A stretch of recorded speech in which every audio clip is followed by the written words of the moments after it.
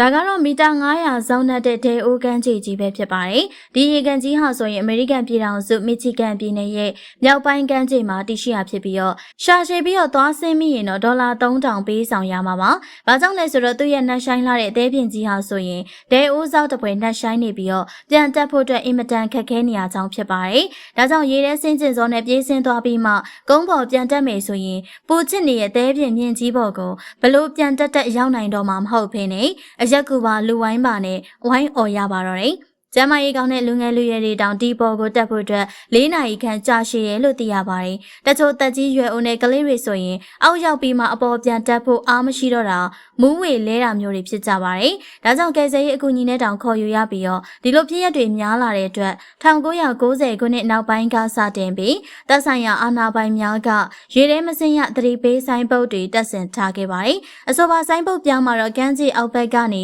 ပြန်ခေါ်တင်ပေးရမယ်ဆိုရင်ဒေါ်လာ3000ပေးဆောင်ရမယ်လို့ရေးထားပြီးတော့ကလေးမစင်ရတားမြစ်ချက်တွေပါထည့်သွင်းထားခဲ့ပါတယ်။ဒါမဲ့လည်းဆိုပါတဲ့ရေကန်ကြီးရဲ့နှက်ဆိုင်တဲ့တမိုင်းချောင်းတွေကြောင့်ယနေ့တိုင်ခီးတော်တွေကတော့ဘလို့သတိပေးချက်ကိုမှဂယုမဆိုင်ဖ ೇನೆ တွားရောက်လဲပလျက်ရှိပြီးတော့အမေရိကန်ရဲ့ထင်ရှားတဲ့နေရာတစ်ခုဖြစ်ရပ်တည်နေစေဖြစ်ပါတယ်ရှင်။